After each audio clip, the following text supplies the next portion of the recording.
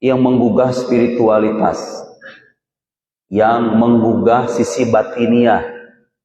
Syekh Said Ramadan Al-Buti. Kita akan mengkaji sedikit petikan dari kitab beliau ya, yang berkaitan dan relevan dengan tema kita sekarang. Saya kemana-mana pakai doa itu Pak. Syekh Said Ramadan Al-Buti, beliau itu menulis kitab Al-Hikam, Syarah Hikam 4 jilid.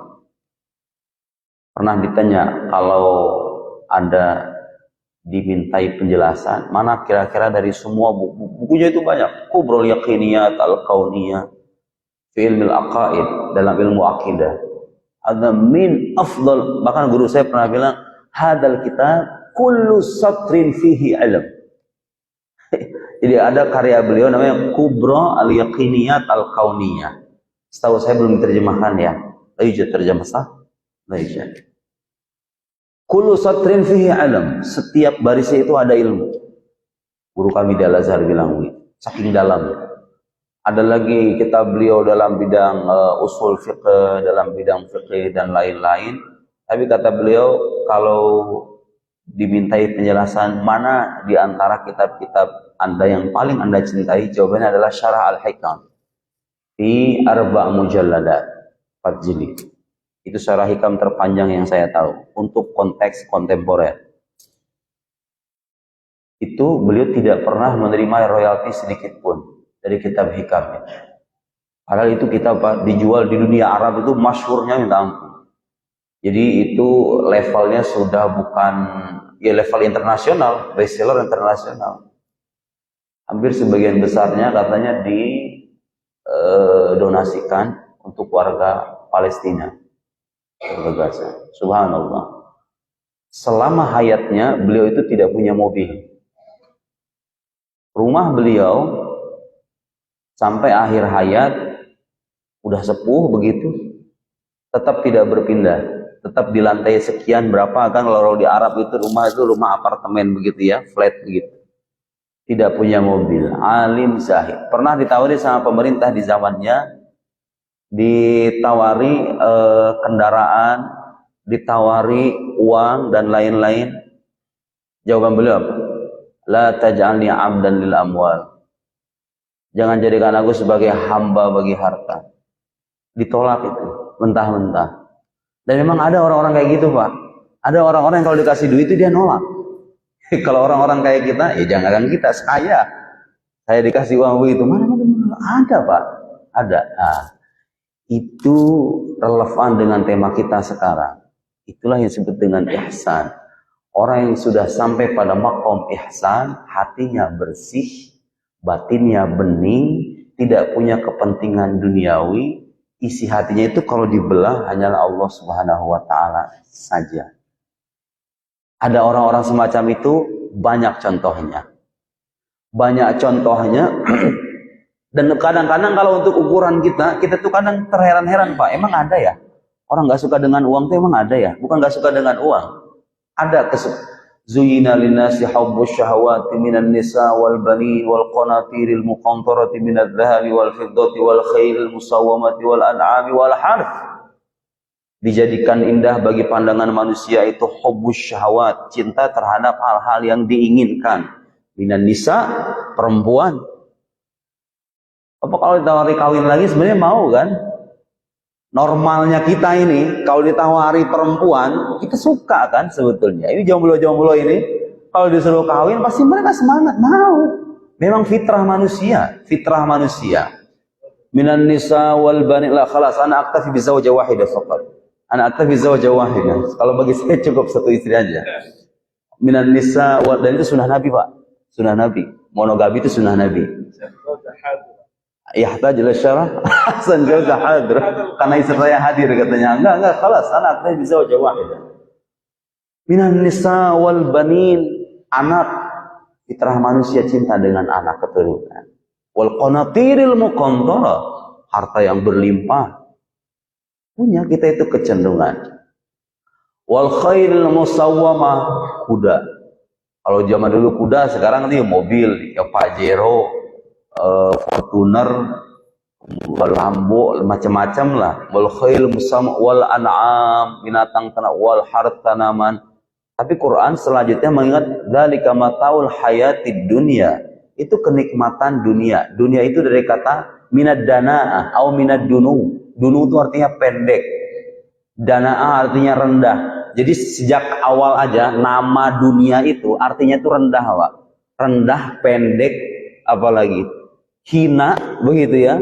Dani, dani, dana'ah artinya kehinaan. Dunu artinya dekat. Jadi pendek sementara hina lagi dunia ini. Itu kenikmatan dunia sementara doang kata Quran. Dzalika mataul haq wallahu indahu husnul ma'ab.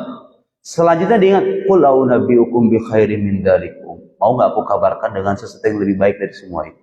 Dan lebih baik dari perempuan, lebih baik dari uang, lebih baik dari segala-galanya yang tadi disebutkan ini. Qul a'unabbiukum bi khairin min dzalikum lil ladzina taqaw inda rabbihim jannatun tajri min tahtiha al-anhar khalidina fiha. Qala fiha wazwajun mutahhar wa ridwanun minallah. Dapat keridhaan dari Allah.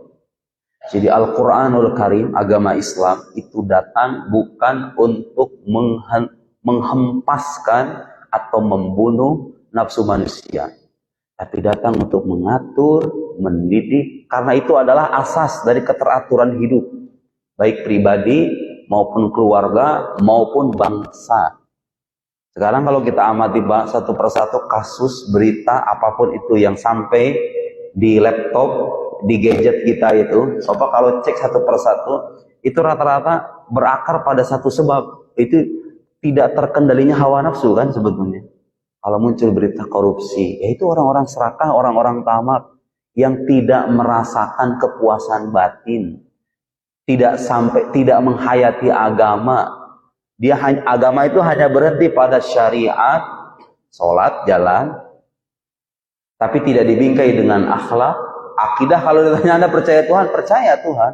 Anda mengaku sebagai hamba Tuhan, percaya sebagai hamba Tuhan, tapi tidak mengejawantahkan keyakinan itu. Sementara agama Islam ini, mari sekarang kita akan masuk ke dalam tema ya. Itu sebagai pengantar bahwa apa yang dihendaki oleh agama itu maslahat bagi kehidupan kita.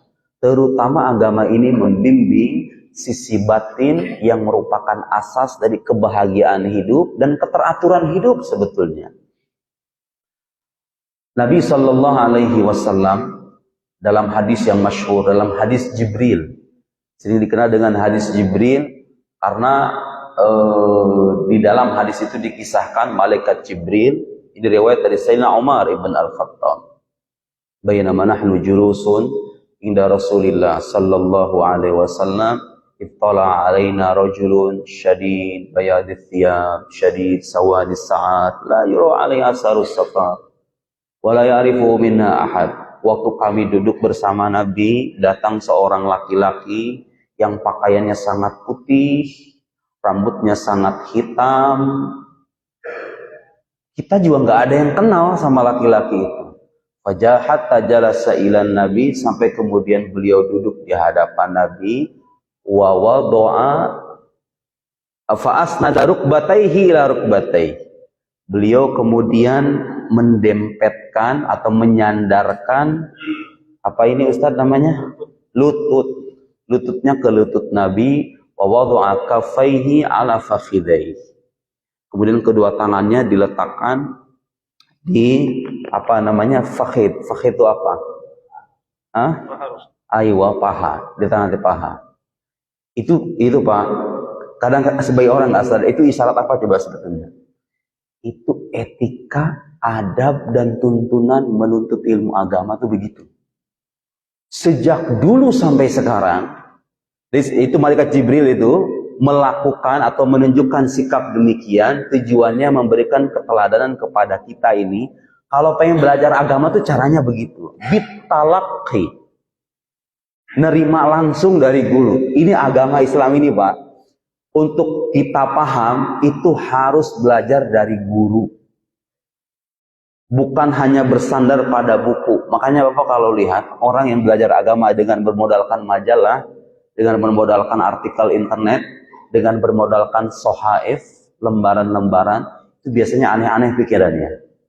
Ya, sahih hada kalam saya. Bahkan ada istilah dalam tradisi keilmuan Islam, ada orang-orang yang kita sebut sebagai sohafiyun. Sohafiyun itu orang alladzina yatalaqawun ulumahum minas suhuf. Mereka-mereka yang nerima ilmunya itu dari lembaran buku. Bukan berarti baca buku itu nggak boleh. Nggak, baca buku itu harus. Cuma itu bukan sandaran utama.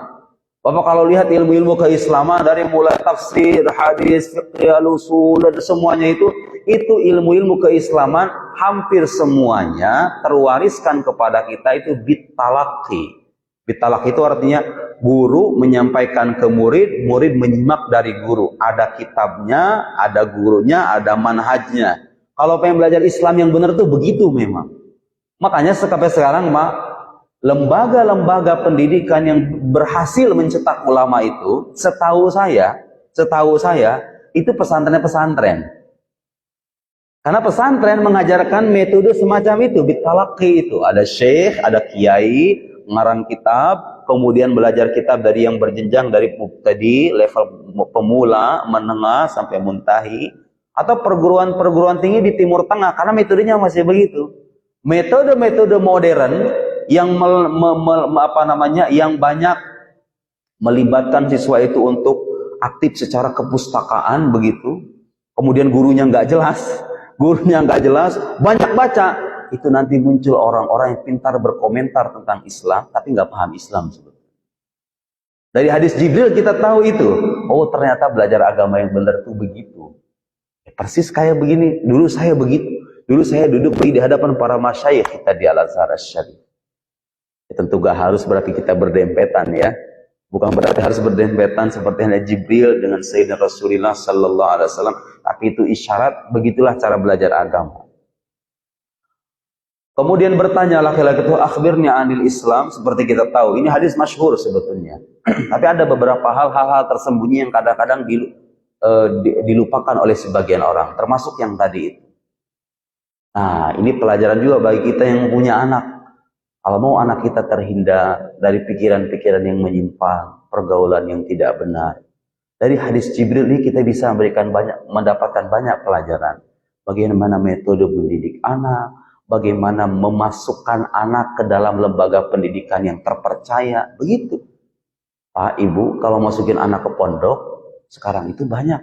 Orang masukin anak ke pondok pertimbangannya fasilitas, di pondok terkenal, kemudian fasilitasnya mewah. Ada kalam ghair sahih. Yang dilihat pertama, siapa ini gurunya? Gurunya siapa? Belajarnya di mana? Rekam jejaknya seperti apa?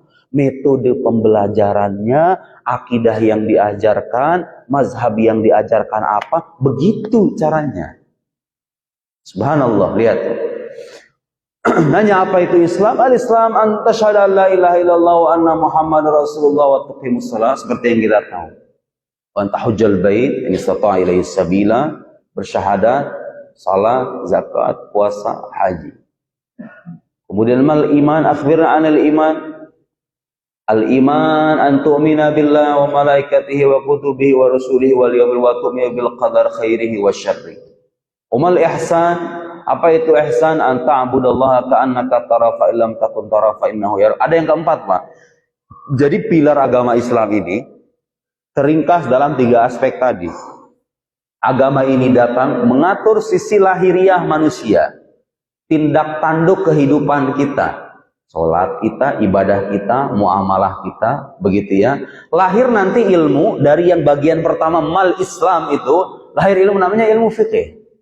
Mengatur cara orang sholat, cara orang puasa, cara orang haji. Tapi kan nggak cukup. Kita beragama kalau sampai di situ doang kan nggak cukup sebetulnya. Agama itu kan nggak cuma ritual. Nah, ketika bertanya mal iman, apa itu iman? Lahir nanti ilmu namanya aqidah, ilmu tauhid, ilmu kalam, ilmu usuluddin, kulluha bima'nan wahid. Ilmu yang bahas tentang dasar-dasar keyakinan. Begitu ngajarin agama itu. Saya pernah dapat info dari satu masjid, pengajiannya aktif, setiap hari hampir nggak pernah libur. Diadakan penelitian di masjid itu. Setelah diadakan penelitian, ternyata sebagian besar majelis dan ceramahnya itu banyak membahas tentang tasawuf, tentang tafsir, tentang hadis. Terus saya lihat, terus kalau akidah berapa persen Pak persentasenya? Tasawuf itu hampir sekian puluh persen. Hadis, tafsir sekian puluh persen. Akidah itu cuma 5%. Hanya 5% ustadz yang mengajarkan akidah kepada umat. Saat berlimpahnya orang-orang bicara tentang agama ini, dengan aspek, memang kan kalau di kota mah lebih suka begitu Pak, orang ceramah agama itu, ceramah-ceramah penyejuk batin gitu ya, yang menggugah spiritualitas, pikiran akidah itu cuma 5%. Ya Allah, itu kebalik kata saya. Kalau fikih berapa persen Pak? Sama, dikit. Padahal itu inti ajaran Islam ini kalau mau diringkas, dengan segala dan beragam karya para ulama yang beribu-ribu jilid itu, kalau mau dikerucutkan, itu 3 hal itu. Ilmu yang fardu ain itu Pak, yang thalabul ilmi faridatun ala kulli muslimin, yang benar-benar wajib aini bagi kita itu pertama ilmu fikih. Karena tanpa ilmu ini kita nggak bisa sholat. Sholat mah bisa, cuman untuk menjadikan sholat ini sah atau dia harus ada ilmunya. Makanya ada ungkapan tidurnya orang berilmu itu lebih baik ketimbang sholatnya orang bodoh. Karena orang bodoh ketika sholat dia nggak pakai ilmu, ujung-ujung nggak terima, nggak sah. Tapi kalau orang berilmu ketika dia tidur, nawaitunya itu udah beda kan? Iya nggak? Karena dia punya ilmu. Ketika dia tidur, dia nawaitunya berbeda begitu. Jadi ibadah ilmunya. Sementara orang bodoh yang sholat, ibadahnya sia-sia. Jadi ilmu fikih itu harusnya jadi prioritas. Kalau kita mengajarkan agama ke anak kita, ke santri kita, ajari ilmu fikih, wajib hukumnya. Yang kedua ilmu akidah. Ilmu akidah lahir dari situ, kemudian nanti ilmu aqaid, ilmu usuluddin, ilmu kalam. Para ulama kemudian membahas satu persatu hal-hal yang berkaitan dengan ketuhanan, kenabian, hal-hal gaib, diperinci dalil-dalilnya. Memang Pak, kalau di zaman Nabi itu nggak ada sebetulnya wujud qidam baqa mukhalafal hawadis qiyamuhu binafsi wahadaniyah. Hafalan sifat 20 zaman Nabi nggak ada hafalan sifat 20, tapi akidah itu udah ada gitu loh. Rumusan, maksud saya rumusan bahwa ini namanya dalil hudus. Ini bukti keberadaan Allah, namanya dalil hudus. Ini dalil imkan. Kemudian ini dalil bahwa Allah itu punya sifat baqa, punya sifat qidam, mukhalafal hawadis. Versi rumusan yang kita terima sekarang kalau dilacak di zaman Nabi ya emang nggak ada. Tapi bukan berarti Nabi dan sahabat nggak meyakini itu ya. Jadi akidah, bedakan ini nih. Bedakan ini, sering orang nggak salah paham ini. Bedakan antara perumusan terkait suatu ajaran dengan ada atau tidaknya ajaran itu sendiri. Jadi begini, Bapak sekarang kalau belajar fikih dengan bab-bab tertentu dan dalil-dalil tertentu, di zaman Nabi memang nggak ada. Di zaman Nabi nggak ada. Tapi bukan berarti fikih itu nggak dipraktekkan di zaman Nabi. Akidah yang kita terima sekarang, yang dari Ummul Barahin, Jauharatut Tauhid, Al-Kharid Al-Bahiyah, yang kita pelajari itu akidah Ahlus Sunnah dengan versi rumusan yang udah tertata rapi itu, memang kalau dicari di zaman Nabi memang nggak ada. Bapak kalau nyari di Al-Quranul Karim itu sifat 20 misalnya, ya emang nggak ada. Tapi nggak ada secara rumusan, bukan berarti nggak ada secara wujudnya. Nabi sejak dulu akidahnya itu sama Pak, sama kayak kita. Allah itu tidak bermula, Allah itu tidak berakhir, Allah itu beda dengan makhluk. Cuma rumusan-rumusan ini munculnya belakangan. Dirumuskan sama siapa? Sama ulama-ulama yang lebih paham tentang Islam. Mereka itu berijtihad, memudahkan. Saya sering ngasih permisalan begini. Itu Quran, Sunnah. Untuk kita paham perlu sekian banyak alat. Mereka itu memasak istilahnya, ulama kita itu. Anggaplah misalnya, mungkin ini permisalan tidak sepenuhnya tepat. Anggaplah itu bahan mentah. Kayak ada masakan Pak, sayuran, ya brokoli, ya tempe, ya tahu. Seret, ini bahan mentah. Kalau kita makan langsung kan nggak enak Pak sebetulnya bahan mentah ini. Terus gimana caranya supaya enak? Dimasak. Nah Quran Sunnah itu anggaplah kita anggap sebagai bahan mentah itu. Kemudian diolah. Nah kita ini yang hidup abad 21 ini tuh ada kitab fulan. Ada mazhab-mazhab. Ada mazhab fiqh, ada mazhab aqidah, mazhab syafi'i, hanafi, hambali, maliki. Kemana yang benar itu? Mazhab syafi'i, hanafi, maliki, hambali. suka ada pertanyaan begini, emang kalau Abu Bakar Umar itu mazhabnya Syafi'i? Mazhabnya emang mazhabnya Abu Hanifah katanya. Ngapain kita bermazhab? Mending kita ikut Al-Quran dan Sunnah. La haula wala quwwata illa billah. Ada kalam jahil. Wallahi ada kalam jahil. Jadi mazhab itu perumusannya di belakang. Tapi bukan berarti ajarannya nggak ada di zaman Nabi. Jadi jangan punya bayangan bahwa ini Imam Syafi'i ini bawa agama baru, Imam Abul Hasan Al-Asy'ari bawa agama baru namanya mazhab Asy'ari, Imam Abu Mansur Al-Maturidi bawa mazhab baru namanya mazhab Maturidi. Enggak, mereka itu melanjutkan, meneruskan ajaran para pendahulu kita. Udah ada ajarannya mah udah ada dari dulu, udah ada. Cuma rumusannya dimunculkan belakangan. Kan dua hal yang berbeda. Bukan berarti kalau sesuatu dirumuskan belakangan, tidak ada di zaman masa lampau kan? Ada di zaman masa lampau, perumusannya datang belakangan. Kenapa begitu? Ya karena tuntutan zaman. Apa kalau lihat perdebatan-perdebatan di zaman sahabat tuh nggak ada Pak. Perdebatan apakah Allah itu menghendaki keburukan atau dia hanya menghendaki kebaikan saja. Perdebatan panjang tuh di antara para ulama. Kalau misalnya Allah itu berkuasa, apakah Allah berkuasa dengan sifat kuasa atau berkuasa dengan dirinya? Itu perdebatan di zaman sahabat nggak ada. Sahabat Nabi itu sibuk berdakwah Islam. Ketika berdakwah pun mereka langsung diperangi. Mereka sibuk berjihad. Nggak sibuk untuk merumuskan kaidah-kaidah itu. Itu muncul belakangan ilmu-ilmu itu. Ilmu fiqih mengatur tata cara kita berislam, ilmu akidah mengatur keyakinan. Nah, sampai pada dua titik itu kita sudah bicara tentang hal-hal pokok dalam Islam. Tapi kalau misalnya tidak dibungkus dengan hal yang ketiga, agama itu nggak ada rasanya, Pak. Jadi kurang terasa berdampak. Sekarang ini kan orang-orang di hadapan kita ini Muslim ini, kita sudah menjalankan Islam. Kalau haji mungkin nggak semua orang ya. Memang kita sholat tiap hari. Kita meyakini dasar-dasar keyakinan. Allah itu ada, dia tidak bermula, tidak berakhir, berbeda dengan makhluk, dia esa, maha kuasa, maha berkehendak dan lain-lain. Ibarat bangunan ini Pak, saya tadi datang dari luar, kemudian melihat, Masya Allah, tampilan masjid ini indah sekali. Itu kalau seandainya masjid ini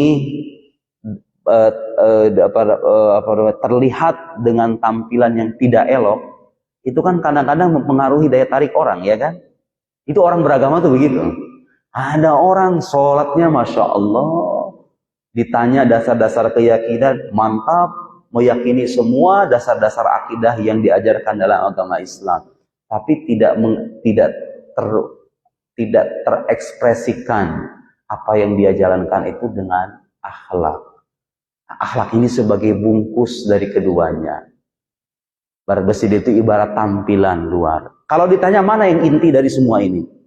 Mana yang inti dari semua ini? Yang inti dari semua ini adalah yang kedua, al-iman, akidah. Makanya dalam akidah nggak boleh bertaklid, Pak. Kalau dalam yang pertama dalam masalah Islam, sholat kita, puasa, semuanya taklid semua itu.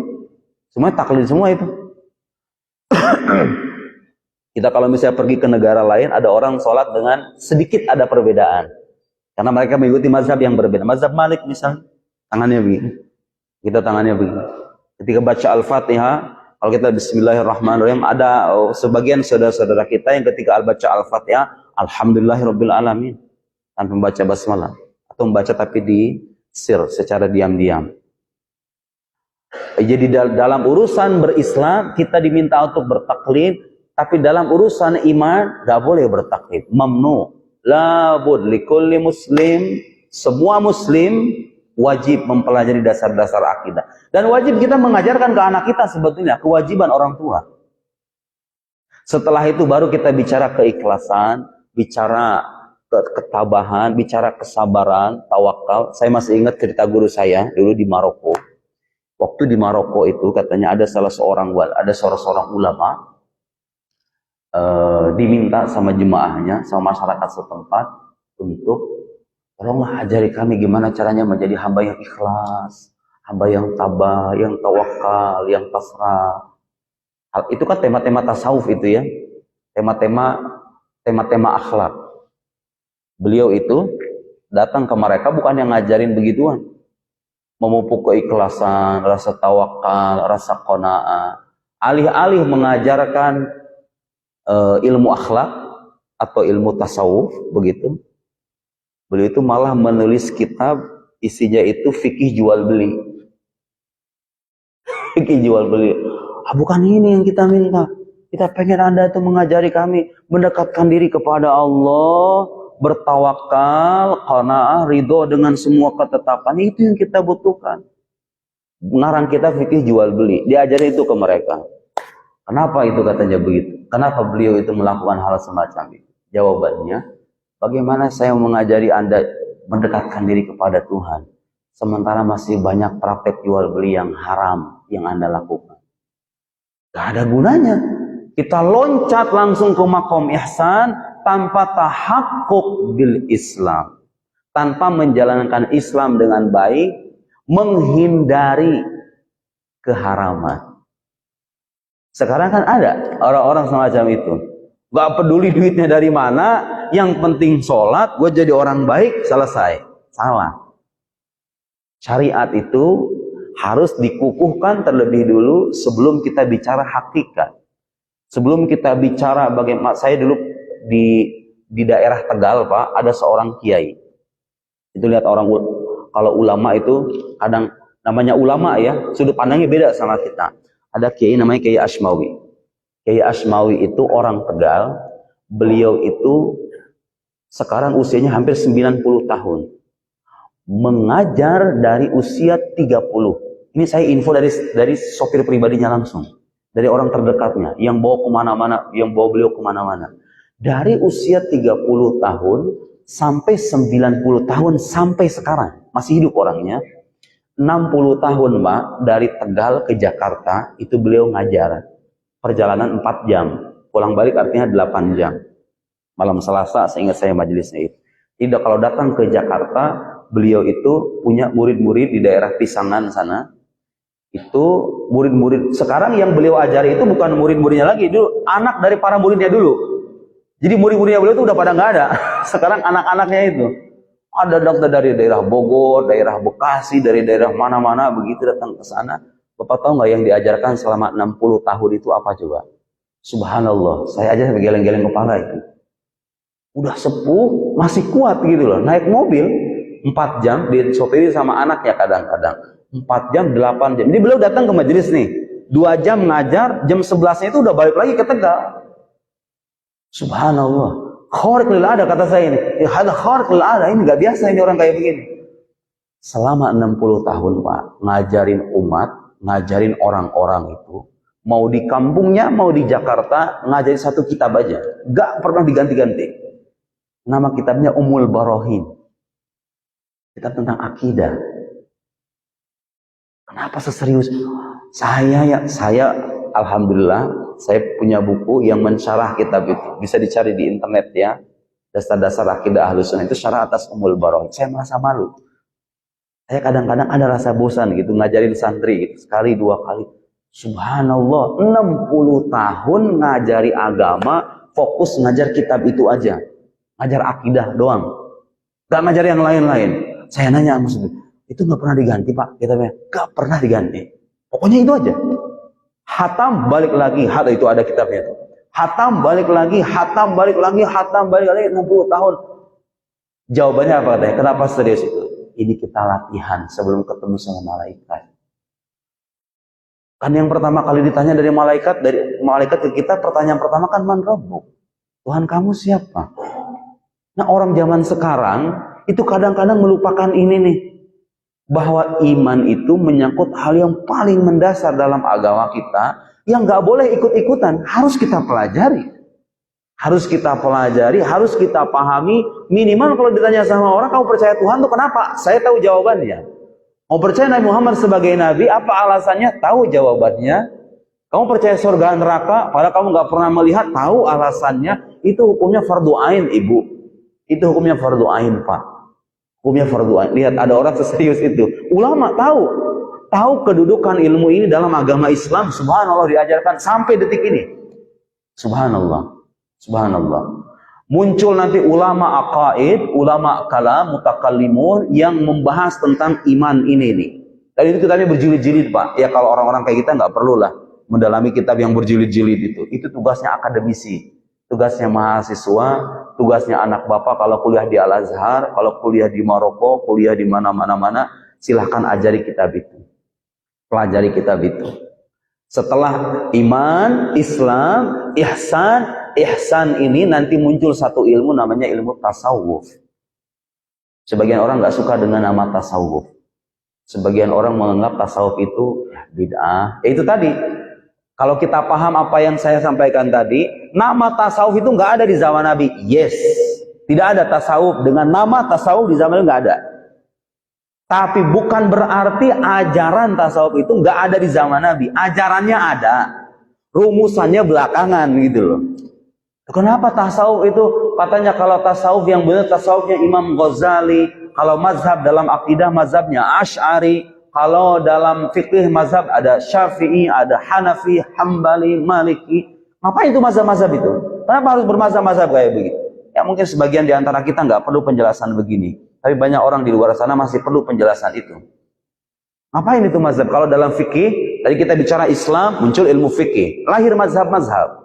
Dan bicara iman, muncul ilmu namanya ilmu akidah. Lahir mazhab-mazhab. Ada mazhab Asy'ari, mazhab Maturidi, ada Mu'tazilah, ada Salafiyah, ada Syiah, dan lain-lain. Kemudian kalau kita bicara tasawuf, ada tarekat-tarekat, Pak. Ada tarekat Syazuliyah, tarekat Rifaiyah, Dasuqiyah, tarekat Tijaniyah, Qadiriyah, aywa fi turuq katsira.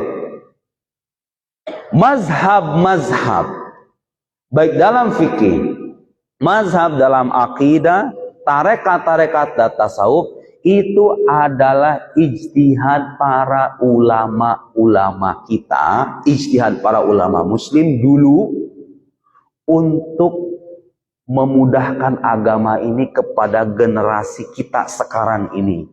Jadi kita ini kalau ngikutin mazhab Syafi'i, kita ngikutin Al-Quran dan Sunnah Nabi melalui orang yang pemahamannya lebih mendalam dan lebih terpercaya ketimbang kita. Kalau saya bermazhab atau bertarekat, tarekat Syazuli, misalnya. Ngomong-ngomong Imam Syazuli itu nggak punya karangan, nggak punya mu'allaf, nggak punya kitab. Beliau pernah ditanya, beliau itu seorang tokoh besar, Imam Syazuli, Imam Abul Hasan Asy-Syazuli atau Asy-Syazili, makamnya di Mesir ada, Pak, di Humaifaro. Itu perjalanan dari Kairo sekitar 16 jam begitu ya. Saya pernah ziarah ke sana itu. Tidak ada kehidupan dulunya. Beliau itu minta kepada Allah supaya diwafatkan di tempat yang tidak pernah terjadi maksiat. Imam Abul Hasan Asy-Syazili itu minta kepada Allah diwafatkan di tempat yang tidak pernah terjadi maksiat dan Allah kabulkan permintaannya. Dalam perjalanan menuju haji bersama para pengikutnya, beliau berjalan daerah Humaifaro itu tempat nggak ada kehidupan dulunya. Jadi kita kalau ke sana kita melewati gunung-gunung bebatuan khas Arab itu, nggak ada kehidupan sama sekali. Baru ketika muncul di pojok itu sampai ke makam beliau baru ada kehidupan di sana. Lihatlah seorang wali dalam keadaan hidup mereka dibutuhkan manusia, dalam keadaan mati mereka lebih dibutuhkan lagi. Gara-gara dulunya tanah mati, gara-gara ada makam beliau jadi ada kehidupan terpencil. Namanya Humaifar. Imam Abul Hasan tidak meninggalkan karangan, tapi beliau punya murid banyak. Di antara muridnya yang pasti dikenal sama orang Indonesia, generasi setelah beliau tentunya bukan murid langsung ya, Imam Ibn Athaillah As-Sakandari. Itu termasuk karena beliau benar murid Abdul Abbas, muridnya Imam Abul Hasan Asy-Syazili. Jadi sanad tarekatnya yang punya kitab Hikam. Imam Abul Hasan gak punya karangan, tapi beliau mengatakan kutubi ashabi. Kitab-kitabku adalah para sahabat. Dilanjutkan itu ajaran tasawuf beliau itu sama murid-muridnya. Murid-muridnya mengajarkan ke murid-muridnya. Murid-muridnya ini ngarang kitab-kitab. Ngarang kitab hikam, ngarang kitab fulan, kitab ini diajarkan lagi ke murid-muridnya. Nanti muncul lagi karangan-karangan, ada koreksi, ada penambahan.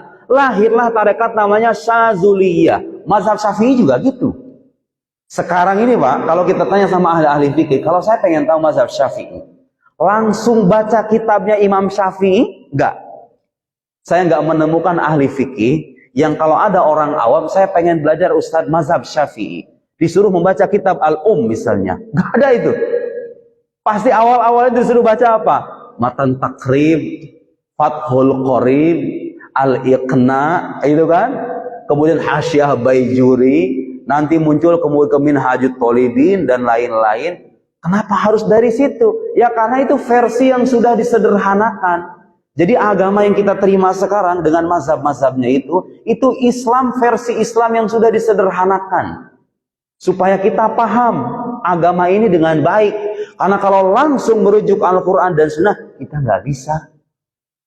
Nanti kalau udah selesai kitab-kitab itu tuh, baru langsung ke Nanti belakangan itu. Ini bukan levelnya kita baca kitab Imam Syafi'i itu. Bukan levelnya kita.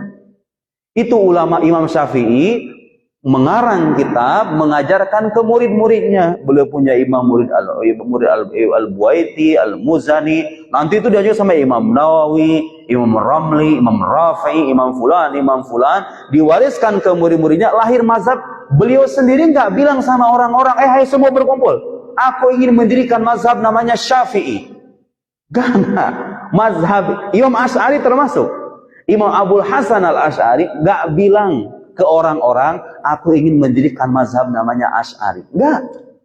Imam Abul Hasan As-Sazuli atau Imam Abu Hamid Al-Ghazali tidak mempromosikan ke orang ini tasawuf versi Al-Ghazali. Tidak. Itu dimunculkan, mazhab itu muncul setelah semuanya komplit. Kaidah-kaidah keilmuannya, pemahaman ulama terwariskan dari satu generasi ke generasi yang lain. Terjadi perbedaan pendapat kadang-kadang antara ulama mazhab, antara Imam Syafi'i dengan Imam Nawawi, antara Imam Abul Hasan Al-Asy'ari dengan Imam Ar-Razi. Terjadi itu dalam mazhab. Kenapa harus begitu? Karena zaman terus berubah.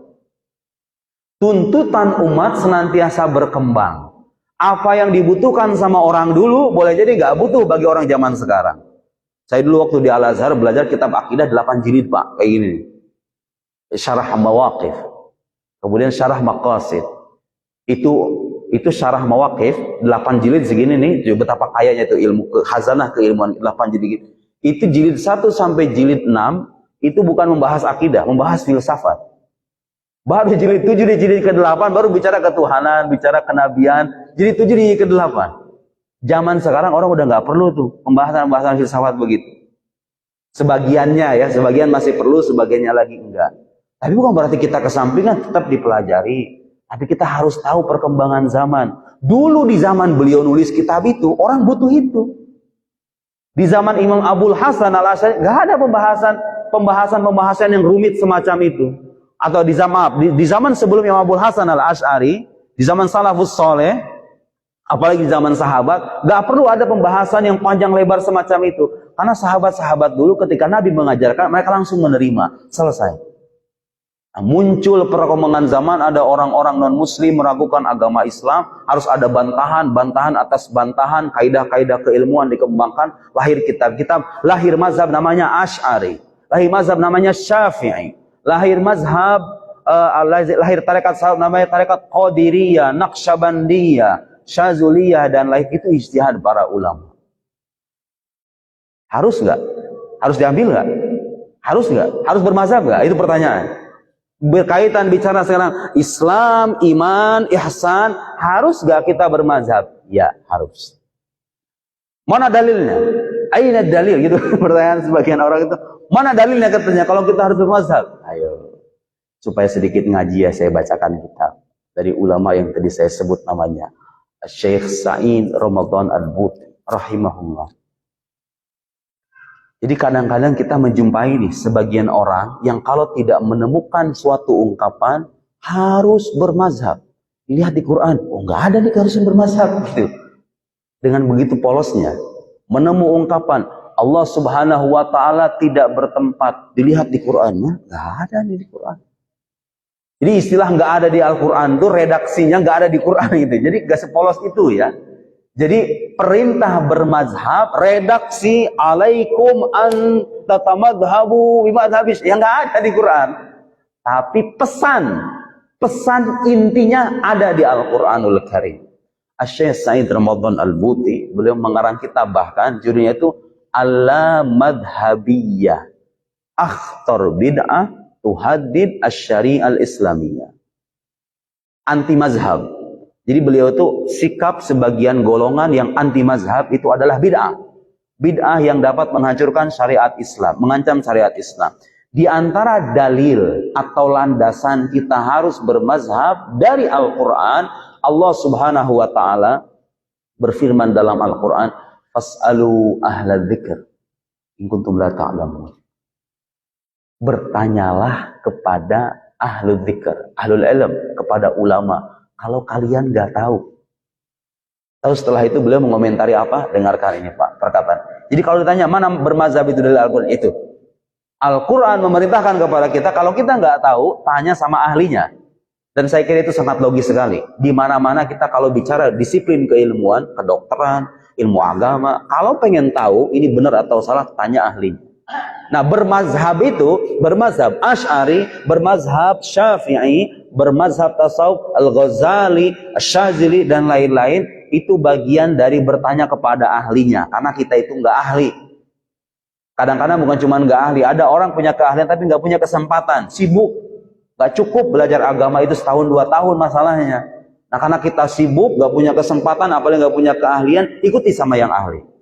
Dari Al-Quran, kata beliau, ajma'al ulama, para ulama sepakat semuanya, ala annal ayat, bahwa ayat yang tadi kita sebut, amrun liman la ya'lamul hukam wala dalilahu bittiba'i man ya'lam dalik. Semua ulama sepakat bahwa ayat itu adalah perintah agar kita bagi orang yang tidak tahu dalil agama, seperti orang awam kayak kita ini, perintah supaya mengikuti yang tahu. Siapa yang tahu? Ya ulama itu. Imam Syafi'i, Imam Abu Hanifah, Imam Malik, Imam Ahmad, dan imam-imamnya. Sebenarnya mazhab itu banyak Pak, nggak cuma 4 doang. Mazhab fikih itu banyak. Kalau enggak bisa dikatakan ratusan mazhab-mazhab itu. Kenapa harus 4 itu? Karena yang 4 ini, mereka punya murid-murid, murid-muridnya punya perhatian untuk menyebarluaskan ajaran gurunya. Lahir kitab-kitab. Imam Abul Hasan misalnya nggak mengarang kitab, tapi murid-muridnya ngarang kitab. Jadi ajaran beliau itu terwariskan oleh murid-muridnya. Mazhab yang Imam Auza'i misalnya, itu juga ada mazhab. Imam Laits ibn Sa'ad. Sebenarnya imam itu punya mazhab-mazhab, cuman itu nggak bertahan. Nggak bertahan karena banyak faktor. Di antaranya yaitu tadi murid-muridnya terputus, kemudian sanad keilmuannya dalam arti tidak dilanjutkan. Sementara mazhab-mazhab yang 4, kalau dalam akidah mazhab Asy'ari, lahir ulama-ulama besar itu, Imam Abu Hamid Al-Ghazali, Fakhruddin Ar-Razi, Syahrastani, Al-Amidi. Ngarang kita berjilid-jilid sampai ke kita sekarang. Di Indonesia orang nggak bisa bahasa Arab, udah banyak terjemahannya. Kalau dilurut ke atas itu sampai kita itu ke Imam Abul Hasan Al-Asy'ari. Imam Abul Hasan Al-Asy'ari melanjutkan ajaran salafus soleh. Salafus soleh nerimanya dari mana ada akidah itu? Dari Nabi Shallallahu Alaihi Wasallam. Nabi nerimanya dari siapa? Dari malaikat Jibril. Malaikat Jibril nerimanya dari siapa? Dari Allah Subhanahu Wa Taala. Itu agama kita. Jelas asal usulnya agama Islam itu. Jadi bermazhab dengan mazhab, kalau dalam akidah itu nggak bisa kita itu membenarkan semua mazhab. Kalau dalam fikih, selama mazhab itu mu'tabar, Pak, selama ada landasannya, selama mazhab itu mu'tabar dalam arti dianggap oleh para ulama. Kalau ditanya mana yang benar, Maliki, Hanafi, Syafi'i atau Hambali, semuanya benar. Semuanya benar. Menyangkut masalah fikih, ulama itu seringkali berbeda pendapat dan semuanya benar. Karena fikih berkaitan dengan masalah furu, masalah cabang. Bukan masalah yang begitu serius gitu loh. Bukan begitu serius, artinya kalau orang itu salah, nggak sampai kufur. Nah, kalau dalam mazhab akidah, pilihannya 2, imam benar atau sesat. Yang sesat ini nggak selamanya kafir ya. Yang sesat ini nggak selamanya kafir. Tapi al-haqqu wahid. Yang benar itu satu dalam akidah. Setelah diteliti Pak oleh para ulama dari generasi ke generasi, ajaran akidah Islam yang terbebas dari bid'ah-bid'ah yang menyimpang, ya, bid'ah yang menyimpang, syubhat-syubhat yang sesat, itu ada dua mazhab, namanya mazhab Asy'ari, mazhab Maturidi, dan orang-orang yang mengikuti keduanya. Sebenarnya nggak harus pakai nama Asy'ari. Kalau Anda paham, kalau Anda bisa gitu ya, berijtihad sendiri, nggak harus. Tapi berhubung kita nggak tahu, oh ini hasil masakan, dua tanda petik, masakan ulama yang sampai ke kita itu, nah, kita ikuti itu. Dengan belajar tentunya, tetap harus dengan dipelajari, bukan ikuti selesai taklid, enggak. Kalau dalam akidah itu harus dipelajari. Jadi kalau ditanya Ahlus Sunnah wal Jamaah, kemudian dirumuskan Asy'ariyah Maturidiyah, itu karena sudah diteliti oleh para ulama, kitab-kitabnya, ajarannya, oh ternyata sampai pada kesimpulan, ini nih, mazhab yang benar nih, yang sesuai dengan ajaran Nabi dan salafus saleh, Asy'ariyah Maturidiyah. Oh kenapa harus pakai Asy'ariyah Maturidiyah? Penisbatan itu dinisbatkan ke orang yang punya jasa besar dalam mempertahankan ajaran Nabi Muhammad sallallahu alaihi wasallam dan para sahabatnya. Bukan berarti keduanya bikin agama baru, bukan mazhab tandingan, bukan agama tandingan.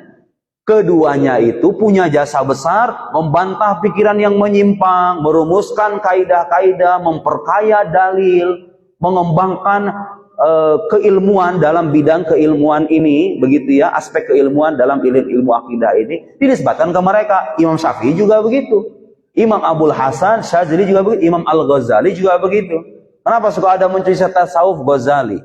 Bukan berarti Imam Ghazali itu bikin tasawuf tandingan. Tasawuf itu intinya sama, semuanya berujung pada maqam ihsan.